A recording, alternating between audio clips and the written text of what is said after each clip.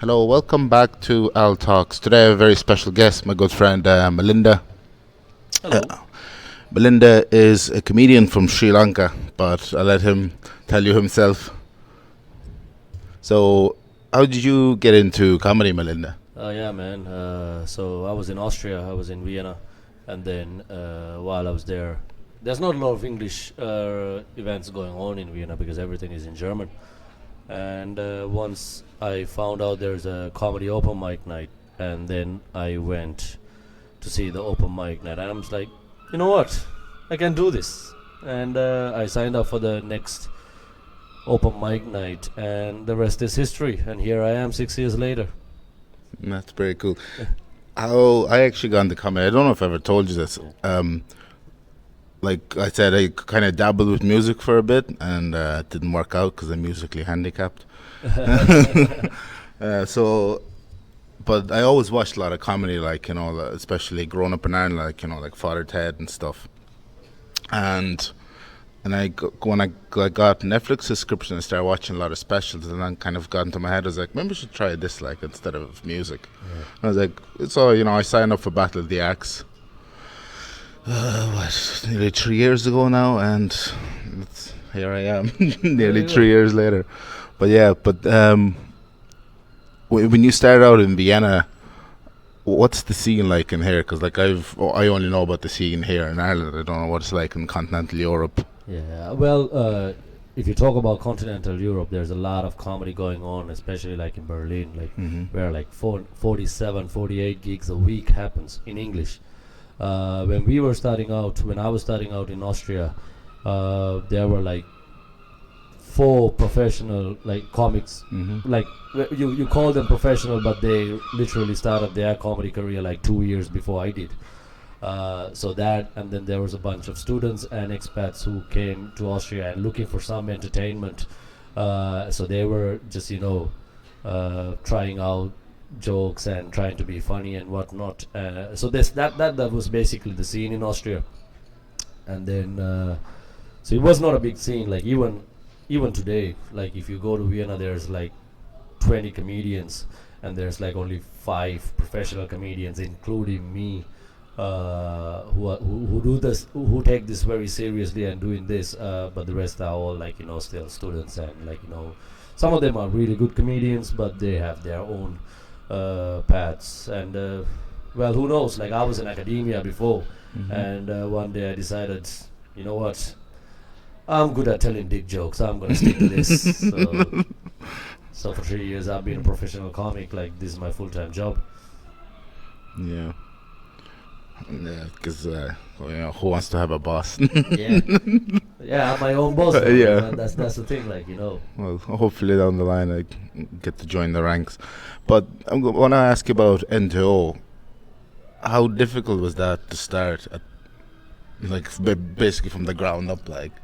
So technically, if I'm being completely honest, it wasn't that hard because Mm. before I got into comedy, I had my event management company when I was living in Malaysia. Oh, okay. So we had an event management company. So event management was already I had experience. Yeah. And then when I started comedy, comedy came into me as well. Now the thing is, I like taking risks, but also like I take my risks consciously, like Calculated. yeah, Yeah. because like I didn't start the comedy club immediately after getting into comedy. First of all, I molded my skill, like I became a comedian that is good enough to get booked, and and then once I started getting booked and touring around, going to other countries to perform, that's when I realized, okay, like Vienna can actually have another comedy night.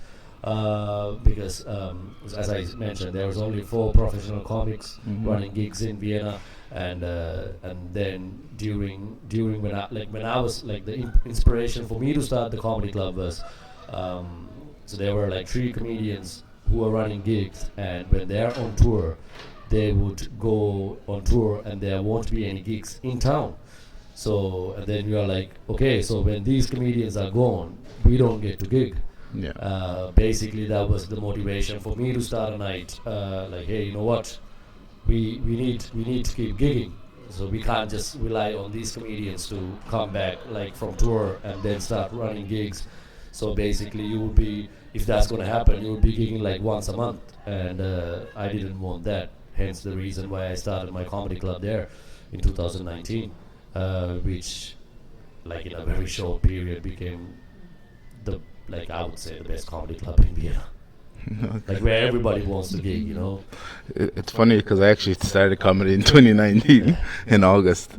Actually, that's the same Uncle Roger. He started 2019 as well. Yeah, like he's the same amount, obviously a lot more successful. Maybe I should have done a rice cooking video. Sometimes to be famous, all you need to do is Yeah. tell white people how to cook rice. Yeah, they get pretty mad. Yeah, it's a very interesting story because I always wanted to know. And, you know, it's like you were saying, you know, just wanted to gig the whole time, and if it wasn't there, you might as well, you know, start something. Like, I mean, like I was saying to you, like back where I live, you know, I go to music open mics just, you know, because like you know, it's not always possible for me to travel up, so it's a good thing to have that option, you know. And you know, especially like on the Monday when I did the circle session, that's a nice option as well, like to have kind of, even if it's not, you know, all comedy oriented, you know, just to get stage time, you know, practice stuff.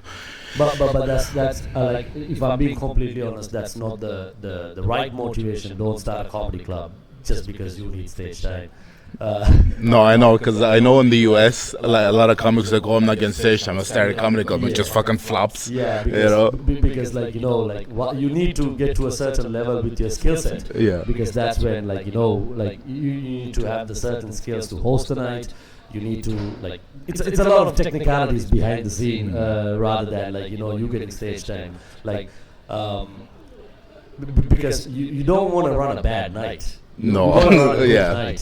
For you to run a good night, you have to have an understanding about the comedians you're going to put on the stage, how you're going to host, because hosting is a very different ball game. Hosting is not as similar as performing on a regular comedy night. Like, you know, hosting, you have to balance the whole show. You need to know if a comedian bombs, what you need to do after he bombs. Like, you know, you need to, like, make sure the crowd is always on board with you throughout the show. So you know, like, there's a lot of technicalities that you need to, and you need to find your own, like, hosting style. And it's a lot of things. So I know this happens a lot. Hence the reason, like, in places like in Berlin, why there's such a lot of comedy nights exist, because it comes with like, it's two ways. It's two things, because obviously, like, you know, when you're new and up and coming comic, like, you don't get as booked as a professional comic or somebody who gigs a lot.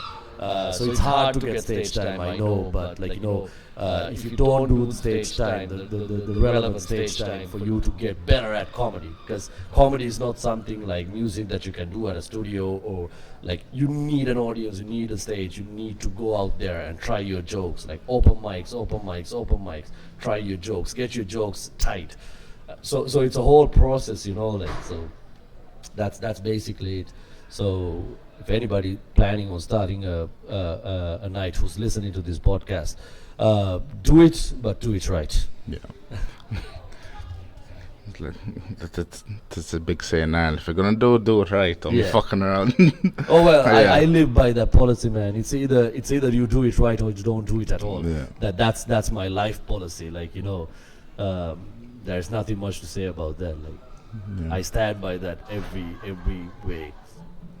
When you moved to Ireland, how did you find this? Is the scene different here compared to Vienna, or is the similarities? Well, obviously the scene here is more vibrant. Like, there's a lot of options, which I still believe there is more room for improvement, because there's a lot of comics here who does not get the stage time because there is not enough shows, basically. But like, obviously the city is vibrant. Like, you have comics who have been doing comedy for 25 years, 20 years, whereas when we started, as I said, like, there were four comics who started comedy just 2 years before me. So the whole comedy scene in Austria is around 8 years old, where I have been there for 6 years.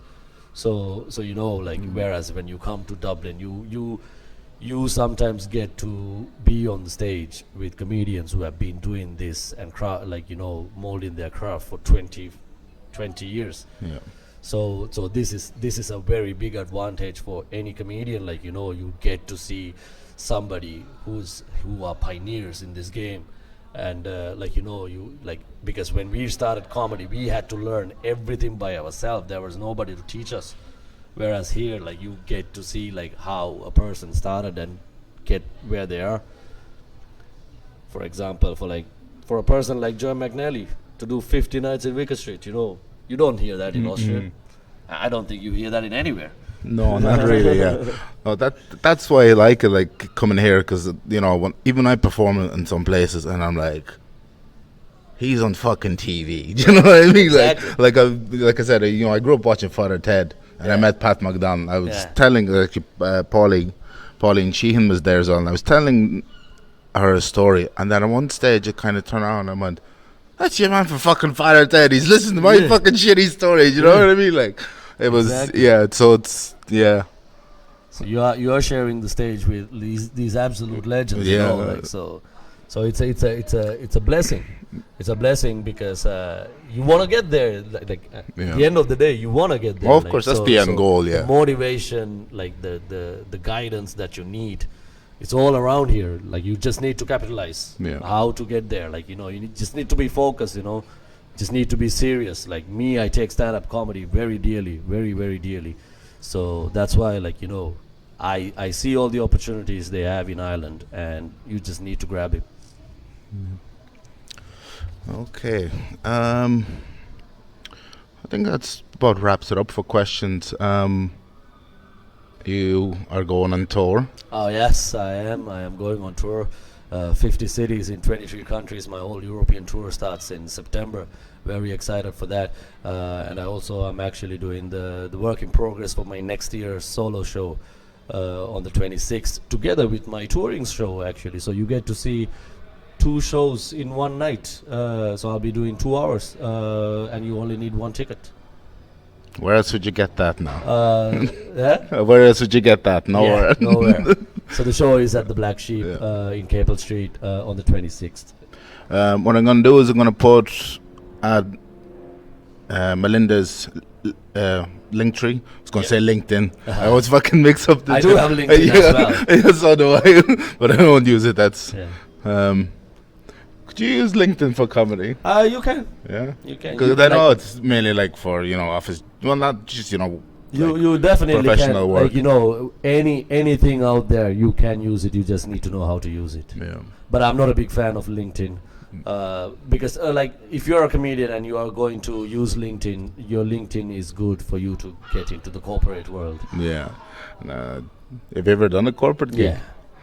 I've done corporate gigs. What is it like? Until I came to Ireland, it was weird because I like swearing. Like my jokes don't need swearing, but I need to stay authentic. Like, swearing is me. Yeah. Like, when I'm talking, I like in mainland Europe, I'm known as the comedian who says motherfucker a lot. That's how I'm known, and that's not a persona. That's me. So when you do corporate gigs in Europe, you have to cut off all your swearing words. Like, so for example, like motherfucker turns into my guy. So it's hard for me to not be myself when I'm doing something. But then when I came to Ireland, when you do corporate gigs, they're like, swear away, man, this is Ireland. Yeah, nobody cares if you swear or not. So it was very easy, but in some places, of course, when you do a corporate gig, sometimes it's also tough because there are certain things you can't tell at corporate gigs. Like, there are certain jokes, but I consider myself a free soul. So you get to pick and choose. Like you can't bitch about comedy shows or any opportunity or any gig that you were given if you agree to the agreement. If you don't like what you're doing, don't do it. Yeah. You can't pick a gig and say like, hey, I'm doing this gig, but they told me not to do don't take it then. Yeah. Like, if you have to bitch about something, don't fucking take it. Like, simple as that. And if you want to do it, you have to sign an agreement and fucking stick to it. Yeah. That's how the world works. As they say, the pen is mightier than the sword. Yeah. But yeah, I'm gonna wrap it up. Thank you very much, Oh, Malinda, thank you for very doing much this. for having me, man. Yeah. Brilliant. Thank you. Thank you. Anyway, like I said, I'm gonna drop Malinda's LinkedIn in the description, and then all his tour dates are there. If you're anywhere around Europe and he's touring in one of your cities, please do go down. He's very, very funny. He's given me a lot of guidance and a lot of help since I met him last year, and that's Thanks, one of the reasons. Like, I have a lot of respect for you, man. Honestly, Brilliant. Thanks, like, man. Likewise. to be honest, like that's what I like about starting out up here. In in other places around Ireland, you just everyone is just so nice and helpful. Like there's always, because that's what I was kind of afraid of when I started out. I was like, there's going to be dicks around, or that kind of. But good thing there isn't. There's good people like Malinda doing the Lord's work. But anyway, that's for this week's episode, and I'll catch you all next time. Thank you very much. Cheers.